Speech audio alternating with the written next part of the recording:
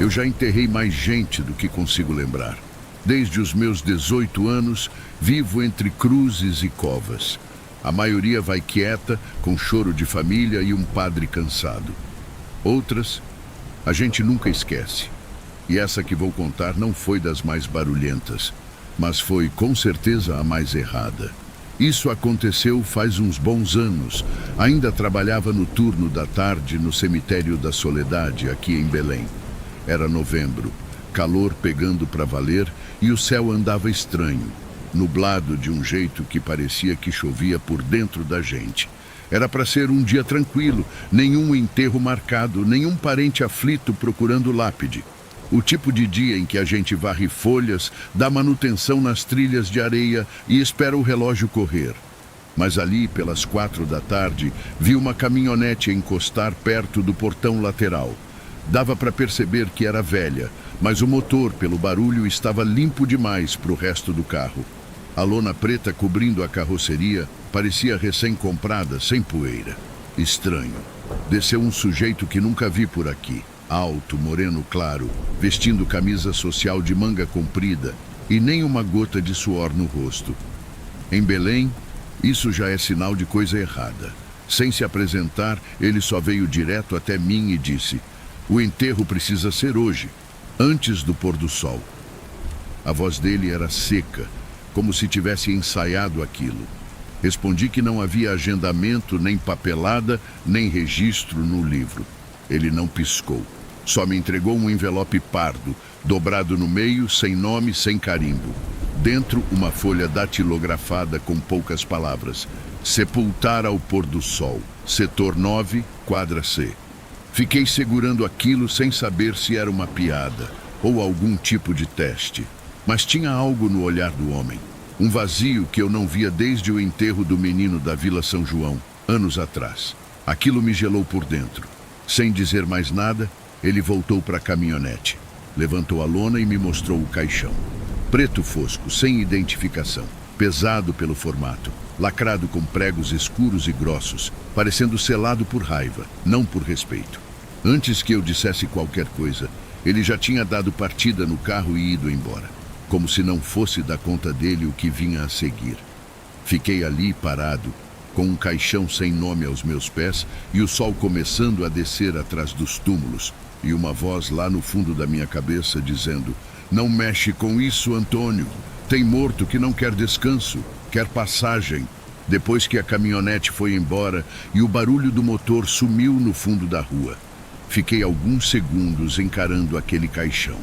Preto fosco, liso, sem nenhuma placa, número ou nome. Só os pregos escuros, cravados fundo, como se alguém quisesse ter certeza de que o que estava dentro não sairia. Deixei ele ali por um tempo. Fui até a área do almoxarifado e chamei os rapazes. No turno da tarde sempre estamos em 4. Eu, o Roberto, o Fabiano e o Edinho. Já trabalhamos juntos há tempo suficiente para saber que, quando eu falo sério, é porque tem coisa estranha no ar. Chegou um caixão, sem nome, sem documento. Precisamos levar para a sala 2. Eles me olharam com aquela cara de novo essas maluquices do Antônio, mas vieram. Ajudamos uns aos outros a levantar o caixão e colocar sobre o carrinho de rodinhas, aquele carrinho que a gente usa para levar os caixões até o local de velório antes do sepultamento. O caixão era mais pesado do que o normal, não pelo volume, mas havia um tipo de densidade ali, difícil de explicar. Edinho, que era o mais novo, chegou a soltar uma piada. "E patrão, será que não tá cheio de pedra esse aí?" Ninguém riu. Empurramos até a sala 2, que quase nunca era usada durante a semana. Era uma sala simples com piso de cerâmica, suporte de mármore no centro e uma janela pequena que dava para o lado sul do cemitério. O lugar estava limpo, mas frio, mais do que o resto do prédio. Colocamos o caixão no suporte. Estava firme, centralizado, com a tampa bem posicionada. Cobri com o lençol branco, como mandava o protocolo, como sempre fazíamos. O enterro só ocorreria ao pôr do sol e ainda faltava uma meia hora. Antes de sair, parei por um instante e olhei para o caixão. Não sei explicar, mas tive a sensação de que ele estava escutando. Fechei a porta. Vamos esperar lá fora, falei. Sentamos perto do bebedouro e fiquei de olho no relógio e no céu ao mesmo tempo. O sol já beijava o topo das árvores do outro lado da muralha do cemitério, tingindo tudo de um dourado sujo. O momento estava chegando.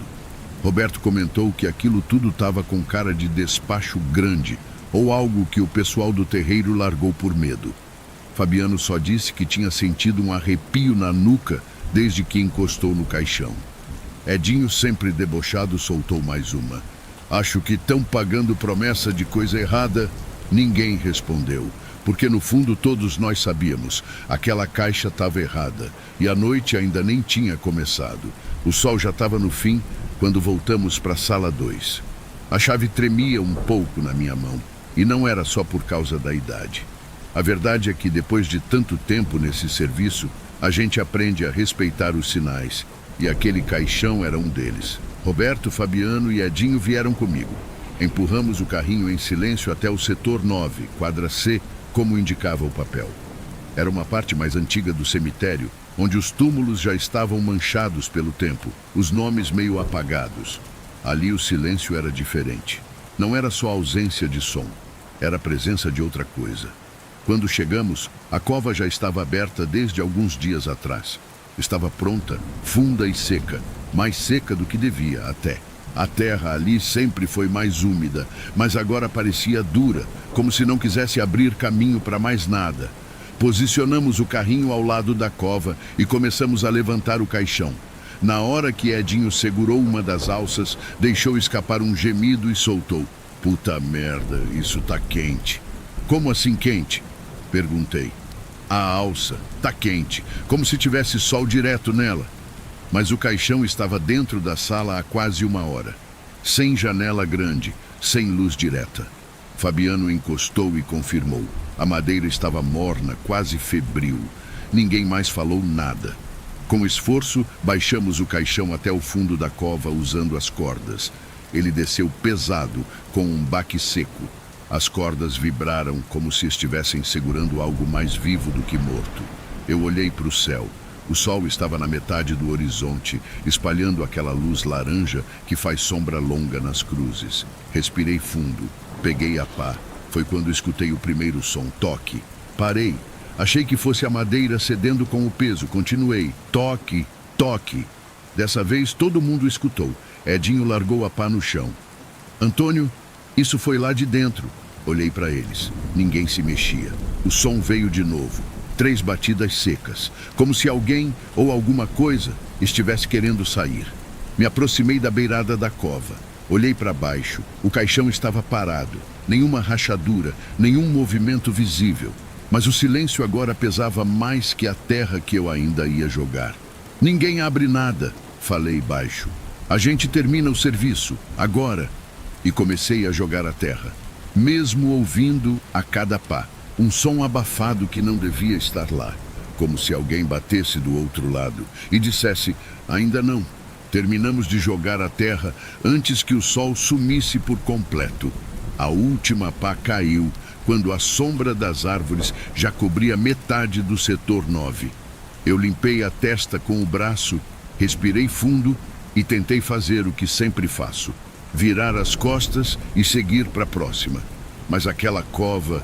ela não parecia enterrada, parecia selada, como se fosse uma porta trancada por fora. E mesmo assim, eu tinha a sensação de que do outro lado alguma coisa sorria.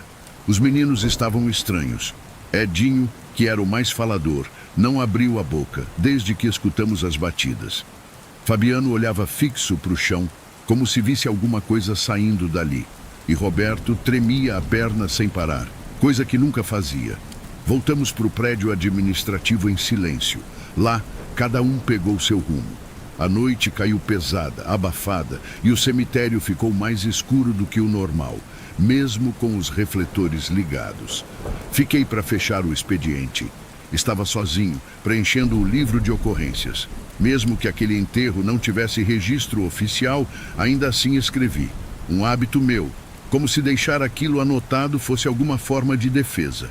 Escrevi com a mão pesada. Caixão preto sem nome. Sala 2. Setor 9, quadra C. Sepultado ao pôr do sol, origem desconhecida. Fechei o livro e aí escutei de novo. Toque, lá fora, do lado de fora da sala onde eu estava.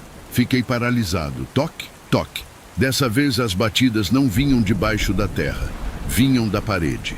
Levantei devagar, peguei a lanterna. Quando abri a porta não havia ninguém ali. Mas havia algo no chão, um bilhete, dobrado em 4, papel amarelado com as bordas carcomidas. Reconheci a dobra, o tipo de papel. Era o mesmo do envelope que o homem tinha me entregue. Me agachei, peguei, abri com o coração acelerado. O bilhete dizia: "Obrigado por me libertar." Soltei, deixei cair no chão. A lanterna tremeu na minha mão. Olhei ao redor. O cemitério inteiro parecia suspenso no tempo, como se esperasse por mim. Como se aquilo tudo tivesse sido feito para uma única coisa: abrir uma porta. E eu fui quem girou a chave. Faz tempo que isso aconteceu. Talvez uns 10, 12 anos atrás. E até hoje, se me perguntarem qual foi a coisa mais estranha que já vivi como coveiro, eu não penso 2 vezes. Não foi o enterro da moça que levantou o braço no meio do velório. Nem o da criança que apareceu registrada em 2 túmulos ao mesmo tempo. Foi esse. O do caixão sem nome. O velório que nunca teve corpo. A porta que eu, sem querer, abri. Nunca mais vi o homem da caminhonete. Nenhum documento apareceu depois. Nem no cartório, nem na paróquia, nem na prefeitura. Nenhum familiar veio visitar a sepultura. Até hoje, a cova está lá. Placa de metal enferrujada, só com o número gravado, C0917. Ninguém pergunta por ela. E mesmo assim, sempre que passo por ali, parece que o chão pulsa, sutil, como se respirasse. Edinho largou o cemitério poucos meses depois. Disse que estava tendo pesadelo com gente dentro do caixão falando com ele sem abrir a boca. Foi trabalhar numa borracharia lá no bairro do Guamá. Nunca mais quis saber de túmulo. Fabiano ainda trabalha comigo, mas evitamos falar do assunto. Uma vez, quando tomei coragem e mencionei aquilo, ele só respondeu: "Não era gente o que estava lá, Antônio." Roberto ficou mais calado desde então. Um dia, de madrugada, mandou mensagem dizendo que sentia que alguém estava agradecendo ele toda vez que deitava. Nunca entendi direito, mas conheço aquele tipo de silêncio, o de quem viu demais. E eu sigo aqui, enterrando, varrendo folhas, fechando lápides. Mas depois daquele dia, aprendi a reconhecer quando uma coisa não pertence a esse mundo. Tem caixões que pesam diferente, tem silêncio que soa mais alto que grito. E tem enterros que não foram feitos para fechar ciclo nenhum. Foram feitos para abrir caminho. Às vezes, ainda sonho com a sala de velório. A mesma, com um suporte de mármore vazio e um bilhete dobrado em cima. Eu me aproximo para ler, mas nunca consigo. Acordo sempre antes e fico ali, no escuro, com a certeza de uma coisa. Eu libertei algo que não sei nomear e ninguém nunca vai me convencer do contrário.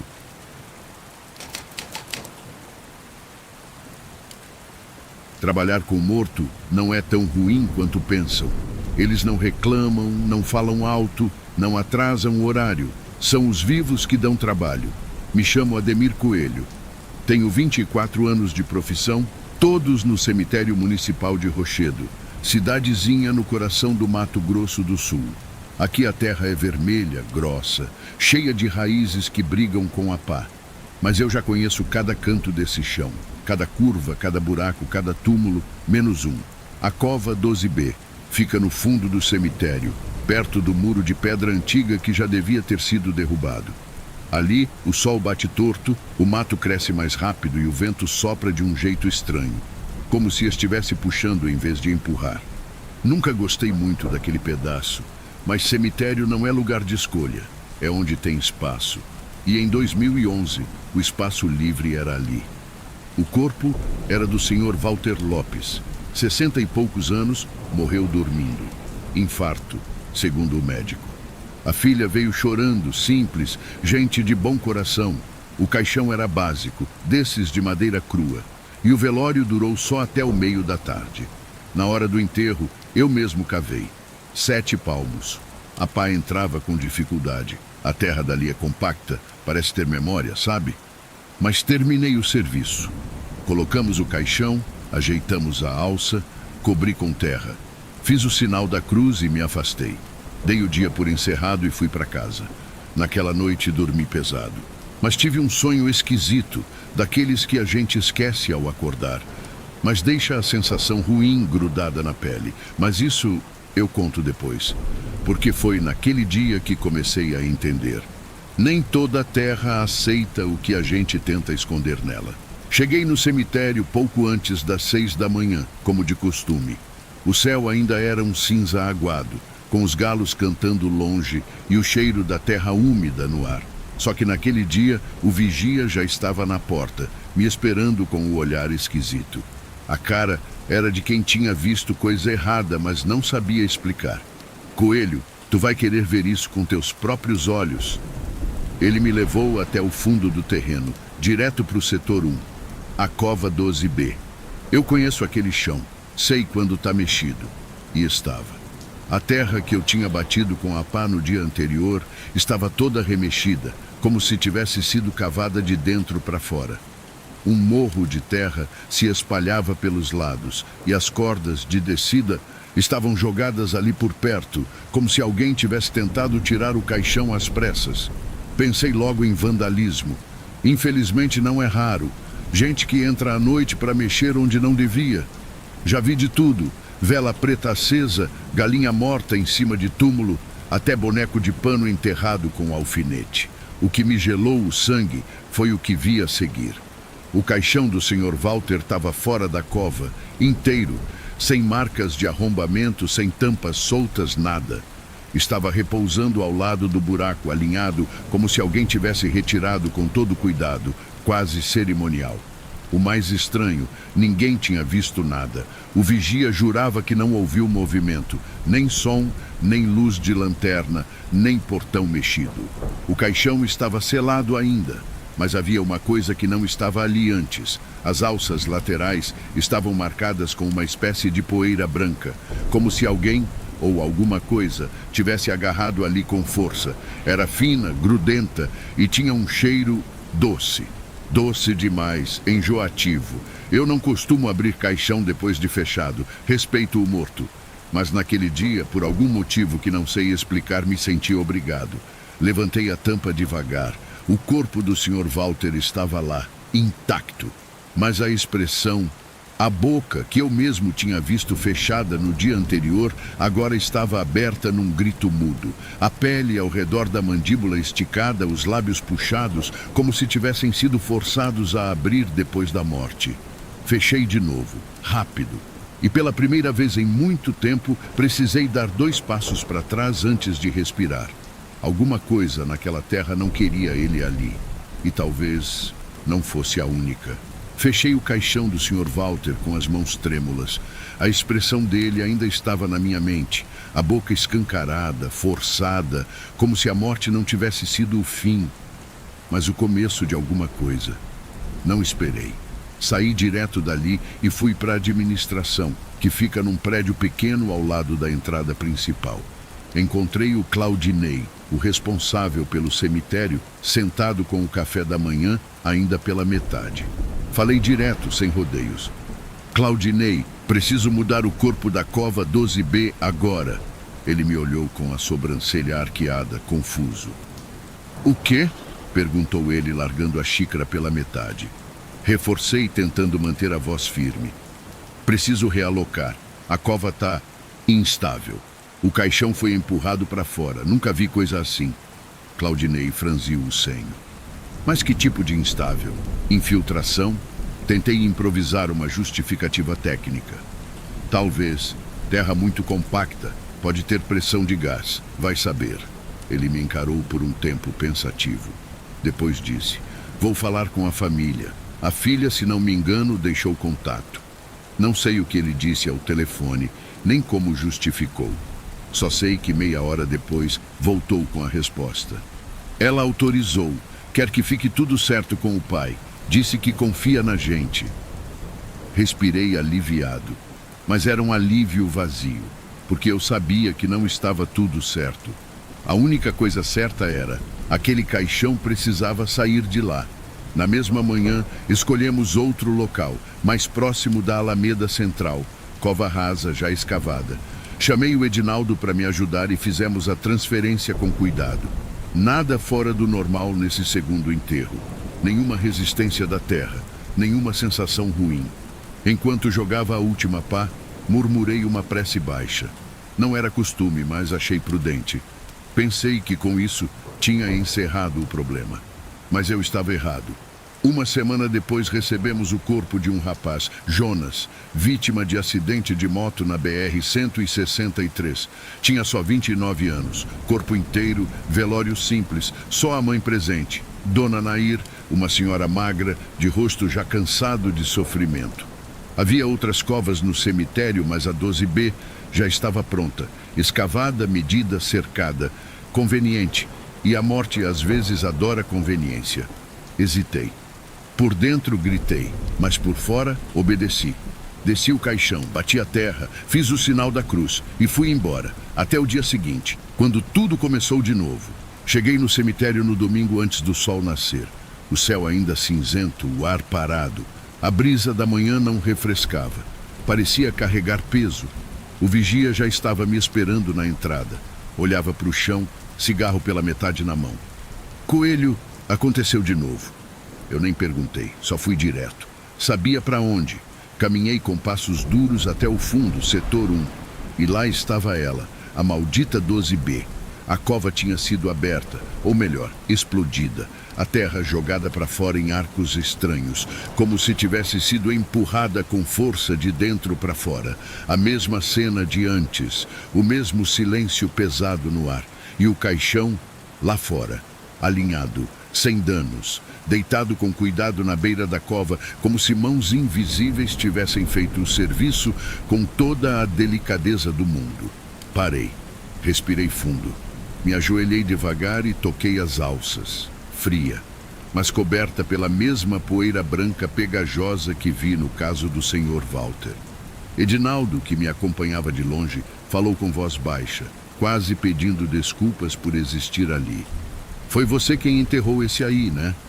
Assenti com a cabeça. Abri a tampa com cuidado. Não por falta de costume, mas por medo do que ia ver. Jonas Araújo estava lá dentro, rosto inteiro, nenhum sinal de violência, a não ser pela expressão, a boca estava aberta. Mais ainda do que no primeiro caso, esticada num arco quase antinatural. A pele do rosto parecia forçada, a mandíbula deslocada.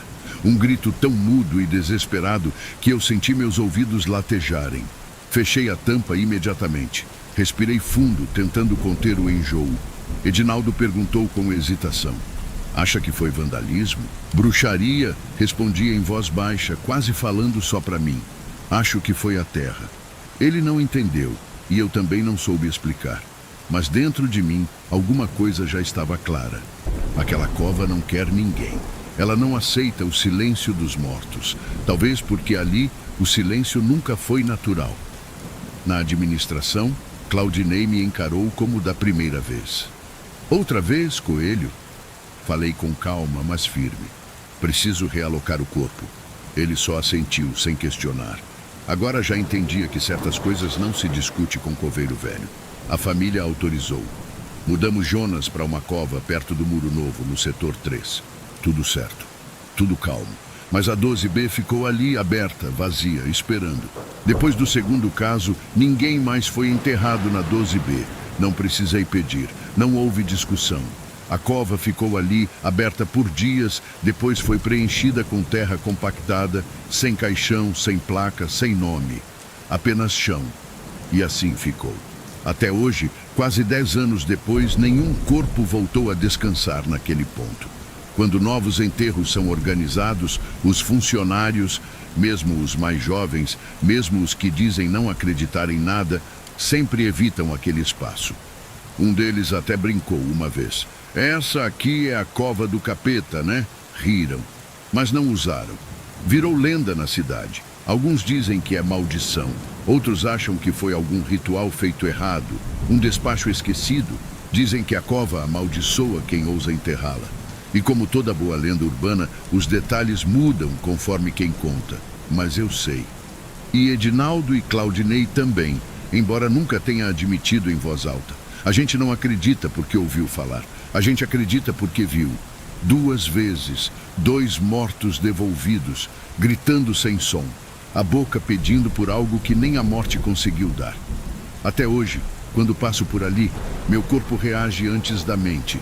Os pelos do braço se arrepiam, os pés diminuem o passo, o ar fica mais denso e é só terra, mas não é. Uma vez, durante a manutenção de inverno, cavaram perto dali para passar um novo cano de drenagem. O operário me chamou. Seu Ademir, tem pedra aqui embaixo, tá dura demais.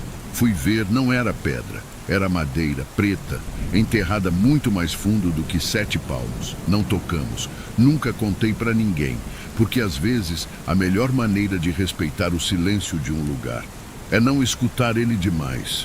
A cova 12B ficou sem nome, sem uso, sem explicação, mas não está vazia, não de verdade.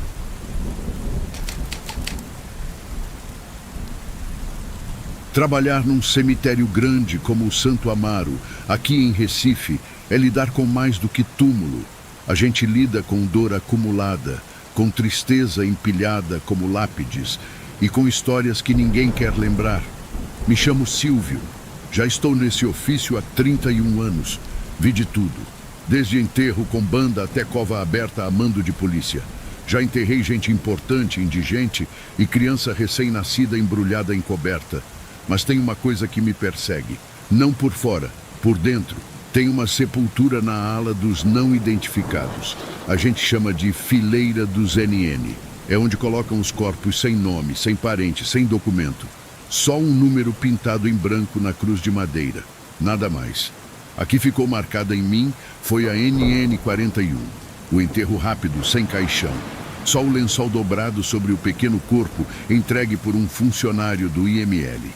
Me lembro da chuva fina daquele dia. O pano estava leve demais. Parecia que o vento ia levar junto com a alma. Eu cobri com terra, firme, 7 palmos como manda. Fiz o que sempre faço. Marquei a cruz, registrei o número, limpei as mãos e segui a vida. Mas a vida não seguiu igual. Naquela mesma noite, escutei um som estranho vindo da ala dos NN. Moro num quartinho nos fundos do cemitério, como muitos coveiros fazem, para cuidar da manutenção noturna. O som era baixo, um choro de bebê. Achei que fosse coisa da cabeça. O barulho do vento passando entre os mausoléus pode enganar, principalmente depois de um dia pesado. Mas na noite seguinte, ouvi de novo, dessa vez mais claro, como se alguém tivesse deixado um recém-nascido chorando entre as lápides. Levantei, peguei a lanterna e fui até a ala dos não identificados. Nada, nem rastro. Só o som, que parou quando cheguei perto. Voltei para o quarto. Sentei na cama com a lanterna acesa e um nó no estômago. Era um som que eu conhecia. Não só de ouvir, mas de lembrar. Porque o choro de um bebê, quando não devia mais existir, pesa de um jeito diferente. Como se chamasse alguém, como se esperasse resposta. E o pior, ainda nem tinha começado. Na terceira noite seguida, o choro voltou. Veio no mesmo horário, pouco depois da meia-noite. Suave no começo, como um soluço vindo de dentro da terra. Não era som de vento, nem de bicho. Era de gente pequena, de bebê, de dor nova. Fiquei deitado com os olhos abertos, escutando o som crescer e recuar, como se alguém embalasse uma criança que nunca se acalmava. Não saí na mesma hora. Esperei. Queria entender de onde vinha, mas o som sempre parecia vir do mesmo lugar, da ala dos não identificados. Dessa vez, em vez de ir até lá com a lanterna, fiquei parado na janela do meu quarto. Apaguei a luz, abri um pouco a cortina e fiquei só observando. A lua estava alta, o suficiente para lançar sombras compridas no chão. As cruzes dos NN formavam uma fileira perfeita, nenhuma movimentação. Até que vi, algo andava entre os túmulos, uma figura feminina, magra, os braços pendendo como galhos moles, a cabeça tombada para o lado. Estava coberta por um tecido claro, talvez branco, mas sujo e esgarçado. Parecia uma camisola antiga, daquelas que mulher usava no hospital. Ela andava devagar, sem pressa, como quem conhece bem o caminho, e parou, diante da sepultura NN 41. Meu coração travou. A mulher ficou ali, parada, sem fazer nada por alguns segundos. E então, virou o rosto, devagar, como se soubesse exatamente onde eu estava. Mesmo dali da janela, no escuro, senti os olhos dela me encontrarem. Foi quando escutei a voz. Não veio da boca dela. Veio do meu lado, como se estivesse do lado da minha orelha, sussurrando gelada. Você levou meu filho. Fui para trás, bati na parede. Mas eu não tirei os olhos dela. A figura ficou me encarando por mais alguns segundos. Depois sumiu, não caminhou, não correu, não desapareceu com o vento. Apenas não estava mais lá. Fiquei parado um tempo, com a respiração presa e o coração batendo fora do ritmo. Eu só tinha feito meu trabalho, enterrado um corpo sem nome, um bebê entregue por um funcionário do IML. Mas agora a mãe veio buscar explicação e talvez não aceitasse nenhuma. Depois daquela noite, o sono virou visita rara. O choro continuava vindo todas as madrugadas, sempre no mesmo horário. Mas agora, ele mudou. Estava mais alto, mais próximo, como se em vez de vir da terra, estivesse dentro do meu quarto. E eu não estava mais ouvindo só à noite. Durante o dia, enquanto capinava entre os túmulos, começava a ouvir sussurros baixinhos.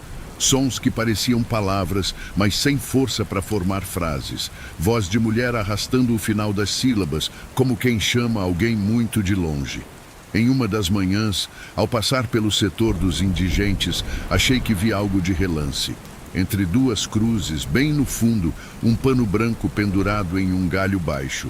Pensei, deve ter sido deixado por alguém, algum morador de rua dormindo por ali. Fui até lá. O pano não estava mais. Naquela mesma tarde, enquanto varria o chão perto da capela, vi a figura dela novamente, longe, do outro lado do cemitério, em pé debaixo de uma árvore. Não fazia nada, só me olhava. Larguei a vassoura, pisquei. Quando abri os olhos, nada, nem pegada no chão. Comecei a evitar a ala dos NN. Parava antes da última trilha, dava volta nos fundos. Mesmo assim, sabia que ela estava ali. Num fim de tarde, depois de um enterro simples, sentei no banco de cimento perto da entrada. Era costume meu respirar um pouco ali antes de voltar para o quarto. O sol já ia baixo, tingindo o céu de vermelho queimado. Uma mulher passou por perto com um filho pequeno pela mão. Deviam ter sido parentes de algum falecido. O menino devia ter uns 7 anos. Enquanto passavam, ele parou de andar, olhou para o fundo do cemitério e puxou a mão da mãe. Apontando para frente, perguntou com a voz baixa, mas clara: "Mãe, quem é aquela mulher ali?" A mulher olhou para onde ele apontava, depois para mim. Estreitou os olhos, como se quisesse confirmar se tinha entendido. E então falou, mais para si mesma do que para mim: "Mas não tem ninguém." Segurou o filho com mais firmeza e apressou o passo. Fiquei ali parado, olhando na mesma direção que o menino. E lá estava ela, de pé, entre os túmulos, a mulher em trapos, me observando, como se soubesse que, por mais que eu tentasse evitar, era para mim que ela voltava. No dia seguinte àquele episódio com o menino, fui até a administração e pedi para mudar de turno. Falei para o supervisor: "Dá para me deixar só no horário do dia? Já estou ficando velho para madrugada." Ele não questionou muito. Talvez tivesse notado minhas olheiras. Talvez só tenha pensado que era mais um pedido comum de funcionário cansado. "Tudo bem, Silvio. Pode deixar. Alguém novo pega a tua vaga à noite." Em menos de uma semana, esvaziei a casinha nos fundos do cemitério. Deixei a chave, levei só minhas coisas. Um rádio velho, um colchão que rangia e 2 camisas penduradas atrás da porta. Foi estranho sair dali depois de tanto tempo. Mas era como se eu estivesse largando um pedaço do peso. Nos primeiros dias de turno diurno, até achei que tinha resolvido. O sol ajuda a gente a fingir que o que viu de noite era invenção da cabeça. A luz engana, mas só até certo ponto. Uma tarde fui chamado para cobrir um sepultamento na ala dos indigentes. Acontece às vezes quando falta alguém ou o cronograma aperta. Evitei ao máximo me aproximar da NN-41, mas precisei passar por ela. A cruz estava lá, como sempre, simples, marcada com tinta branca. A madeira já começava a apodrecer por baixo, como se o tempo tentasse esconder o que ela guarda. E mesmo com o sol rachando por cima, eu senti o choro. Não nos ouvidos, no peito, como um eco abafado dentro de mim, como se meu corpo lembrasse por conta própria. Depois disso, comecei a ver a mulher de novo, mas agora, de dia, sombras entre os túmulos, um vulto na beirada da minha visão, um pedaço do vestido branco surgindo atrás de uma lápide e sumindo antes que eu conseguisse virar o rosto por completo. Um dia, enquanto jogava água no corredor lateral, vi o reflexo dela num dos vidros do ossuário, parada atrás de mim. Quando virei não havia ninguém, mas o vidro ainda tinha embaçado como se alguém tivesse respirado ali. Comecei a pensar em parar, em pedir demissão, ir embora da cidade, largar tudo, mas como se foge de algo que já está dentro da gente, porque depois de um tempo, não era mais sobre a NN-41, era sobre mim e sobre o que ela acha que eu tirei dela. A aparição não voltou, mas o silêncio dela ficou. Não o silêncio calmo de quem foi embora. O outro, o que pesa, o que enrosca na garganta, o tipo que te faz lembrar que algo foi deixado para trás. Depois de semanas sem resposta, percebi que ela não queria assustar. Ela queria que eu entendesse que para ela eu não era só o coveiro, eu era o homem que enterrou o filho dela. E isso bastava para doer. Então, numa noite de lua cheia, como as antigas, resolvi ficar até mais tarde no cemitério. Não era mais meu turno, e eu não dormia ali fazia tempo. Mas alguma coisa naquela noite me puxou de volta. Voltei até a sepultura NN-041, sozinho, sem lanterna, sem rádio, sem testemunha. Levei só uma vela e a Bíblia que minha mãe me deu quando entrei no cemitério. Parei diante da cruz, a madeira já escurecida pela chuva, os números apagando com o tempo. Ajoelhei, acendi a vela. Fiquei em silêncio um tempo, ouvindo o vento. E então falei. Não foi discurso bonito, foi só verdade. Desculpa, eu só fiz o que mandaram. Não sabia que ele tinha alguém esperando. Abaixei a cabeça, continuei. Se eu soubesse que ele tinha mãe, tinha nome, tinha braço que queria segurar, talvez eu tivesse feito diferente. Abri a Bíblia, aleatoriamente, Salmo 34, li em voz baixa. Busquei ao Senhor, e Ele me respondeu. Livrou-me de todos os meus temores. Fechei o livro, deixei a vela queimar ali até o fim. Saí do cemitério em silêncio e fui para casa. A lua ainda alta atrás de mim. O coração, por algum motivo, menos pesado. Na manhã seguinte, passei pela cruz. Pela primeira vez desde aquele dia, ela parecia limpa. Sem mofo, sem trincas, sem aquela mancha escura que sempre escorria pela madeira. A terra ao redor estava firme, silenciosa, mas não o silêncio de antes. Era outro. O tipo de silêncio que parece dizer, já entendi. Desde então nunca mais ouvi o choro, nunca mais vi a mulher. Mas toda vez que vejo um enterro de criança, e ainda acontecem, fecho os olhos por um instante e lembro do que aprendi. Que nem sempre a alma quer justiça. Às vezes ela só quer ser ouvida.